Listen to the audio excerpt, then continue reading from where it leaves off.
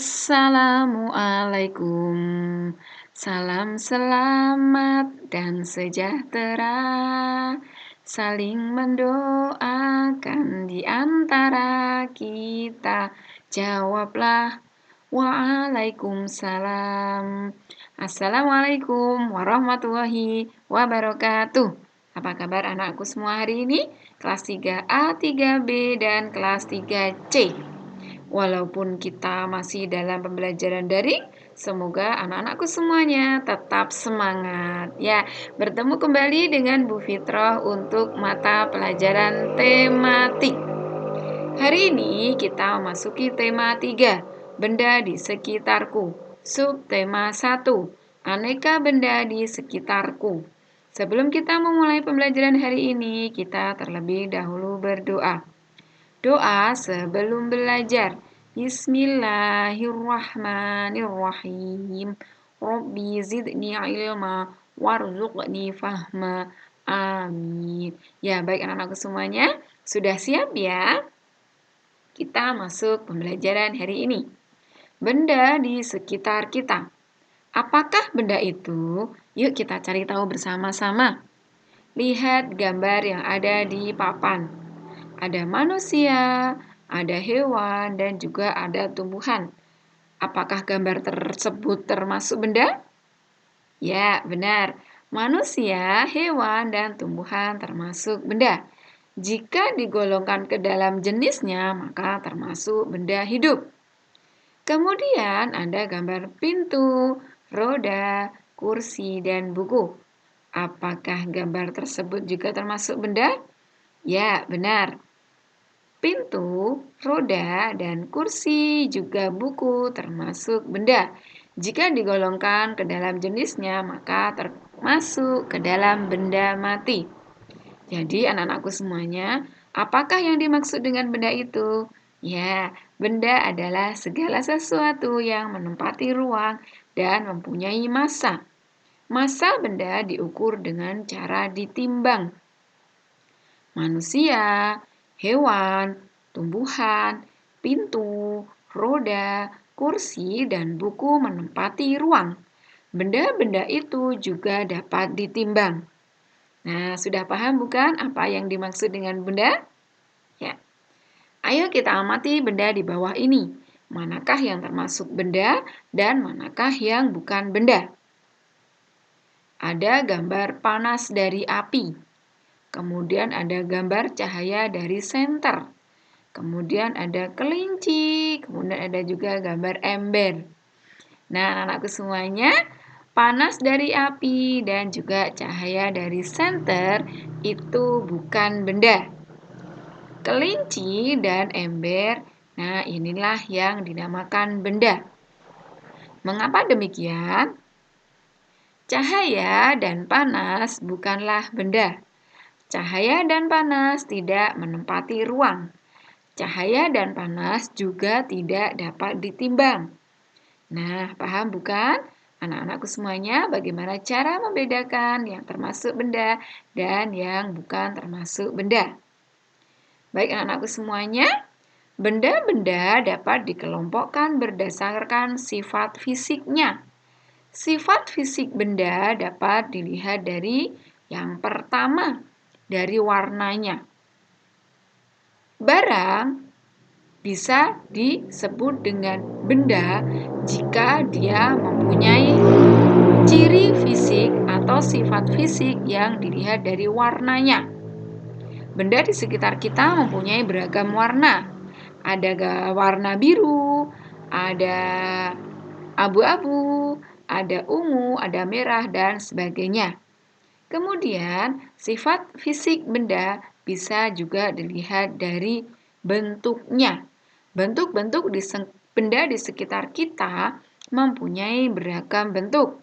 Ada bentuk seperti bola, ada persegi panjang, ada segitiga, dan lain sebagainya. Kemudian yang ketiga, sifat fisik benda bisa dilihat dari ukurannya. Benda yang ada di sekitar kita mempunyai beragam ukuran. Ada yang besar dan ada yang kecil. Ada yang panjang dan ada juga yang pendek. Nah, baik anak-anakku semuanya, itu tadi benda-benda dikelompokkan berdasarkan sifat fisiknya. Anak-anakku semuanya, terbuat dari apakah benda itu? Nah, baik anak-anakku semuanya, kita cari tahu bersama-sama benda-benda yang kita lihat dalam kehidupan sehari-hari terbuat dari apa.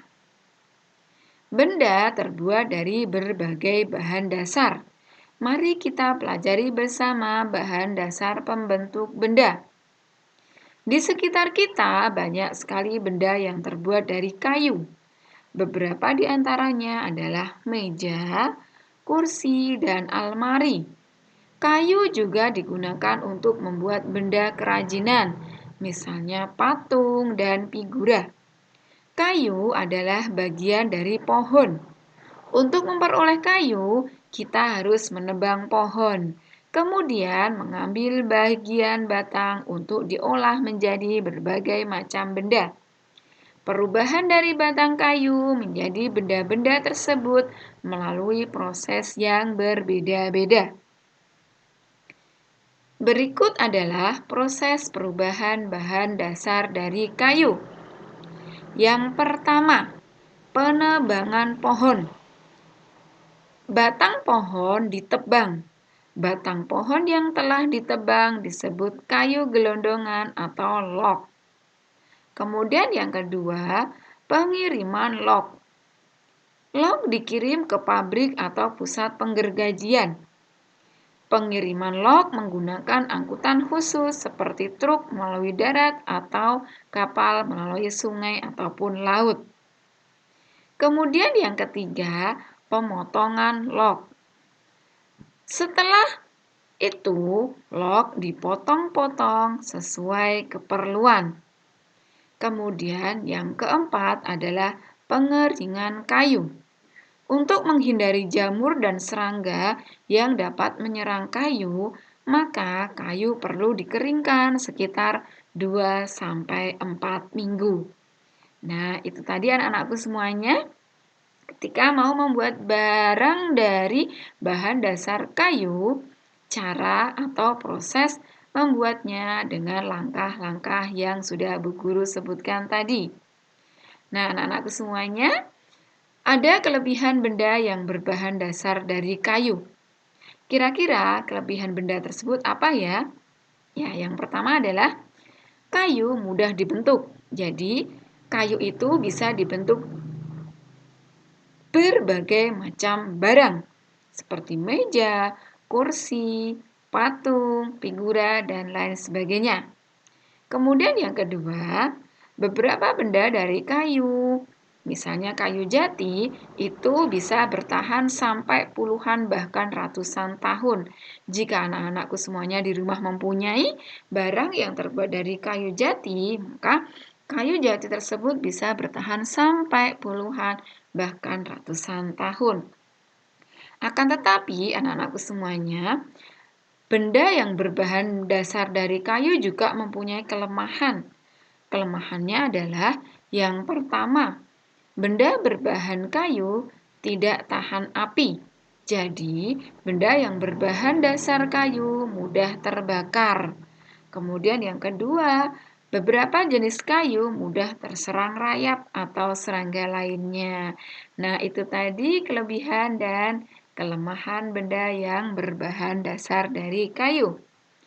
Anak-anakku semuanya, kayu tidak hanya digunakan sebagai bahan baku untuk membuat meja, kursi, ataupun benda kerajinan. Kayu juga dapat digunakan untuk perlengkapan olahraga, seperti permainan bola kayu. Pada permainan bola kayu, perlengkapan yang digunakan adalah bola dan pemukul. Bola dan pemukulnya terbuat dari kayu. Pemain harus memukul bola menuju ke gawang kecil. Gawang kecil juga terbuat dari kayu. Kita lihat bersama-sama seperti apa permainan bola kayu. Nah, ini adalah permainan bola kayu. Alat yang digunakan semua terbuat dari kayu. Anak-anakku semuanya, sekarang kita akan melakukan kegiatan menangkap dan melempar bola. Tetapi bola kayu tidak digunakan untuk melempar maupun menangkap bola. Mengapa? Ya, karena bola kayu itu berat. Kita akan bermain menggunakan bola yang terbuat dari plastik atau kulit sintetis. Bola ini lebih ringan ketika dilempar dan ditangkap. Nah, ini adalah gambar permainan lempar tangkap bola.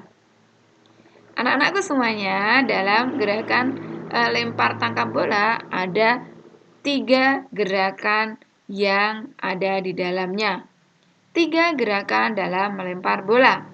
Yang pertama adalah melempar bola melambung. Melambung ke atas ya.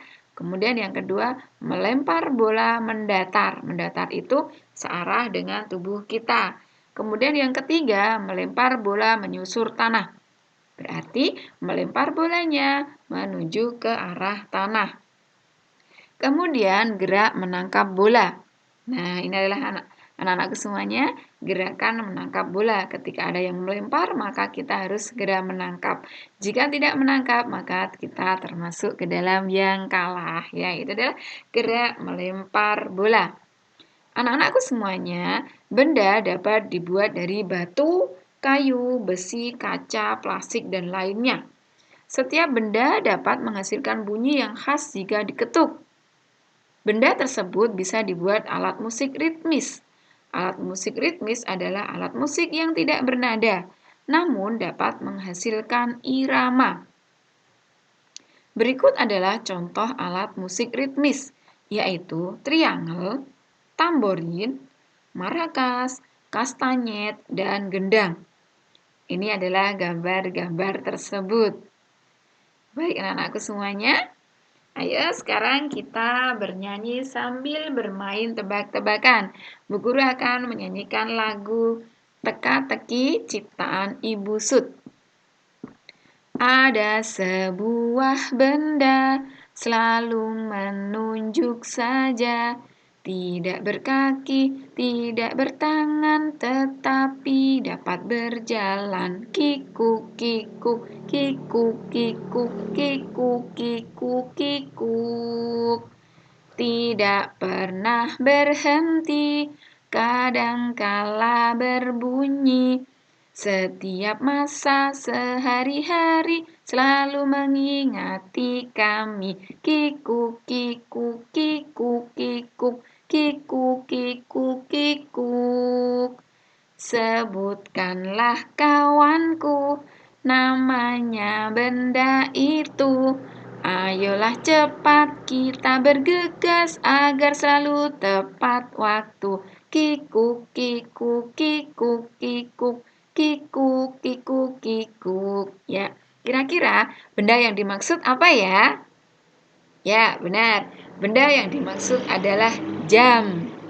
Oke, anak-anak semuanya, kita lanjutkan kembali. Alat ukur panjang dengan satuan baku. Lihat gambar-gambar tersebut. Yang pertama, penggaris. Penggaris gunanya untuk mengukur benda yang pendek seperti buku dan pensil. Kemudian meteran pita. Meteran pita gunanya untuk mengukur benda yang panjang seperti kain baju. Tinggi badan. Biasanya digunakan oleh penjahit. Kemudian meteran ukur. Gunanya untuk mengukur ruangan yang panjang dan luas seperti jalan dan tanah. Biasanya digunakan oleh pegawai agraria untuk mengukur tanah. Roll meter. Gunanya untuk mengukur kayu atau benda yang panjang. Biasanya digunakan oleh tukang kayu.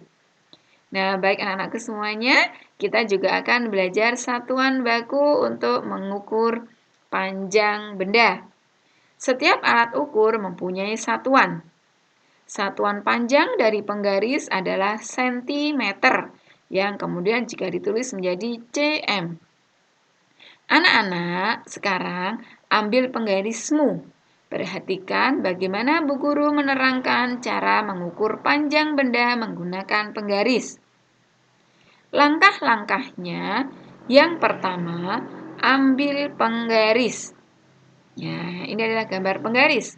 Kemudian yang kedua, lihat angka 0. Lihat angka 0 pada penggaris anak-anakku semuanya. Yang ketiga, letakkan benda pada angka 0. Ya, Bu Guru menggunakan gambar pensil atau bendanya adalah pensil. Letakkan benda pada angka 0. Yang keempat, ukur mulai dari angka 0. Kemudian, lihat pangkal benda tersebut. Di angka berapa? Ya, pangkal benda tersebut menuju ke angka 5. Berarti panjang pensil adalah 5 cm. Ingat, mengukurnya dari angka 0, bukan dari angka 1. Mudah bukan anak-anakku semuanya? Nah, untuk pembelajaran hari ini, anak-anak akan mendapatkan tugas tematik dari Bu Guru. Tugas tematik hari Senin hari ini adalah 1. Ambil buku tulis halus. Kemudian, buatlah 10 buah garis dengan ukuran yang berbeda-beda. Boleh 7 cm, boleh 5 cm, boleh 10 cm, dan lain sebagainya. Menurut kreativitas anak-anakku semuanya. Kemudian yang kedua, lakukan gerakan lempar tangkap bola. Lakukan permainan lempar tangkap bola bersama teman atau keluargamu di rumah. Kemudian yang kedua, foto kegiatan permainan lempar tangkap bola. Yang ketiga, foto dikirim ke nomor HP Pak Faizin, guru PJOK kita. Nah, selamat mengerjakan tugas anak-anak solih-solihah. Jangan lupa bahagia ya. Nah, anak-anak semuanya, cukup sampai di sini pembelajaran hari ini. Jazakumullah atas perhatian dari anak-anakku semuanya. Tetap semangat, tetap jaga kesehatan. Jangan lupa bahagia ya. Wassalamualaikum warahmatullahi wabarakatuh.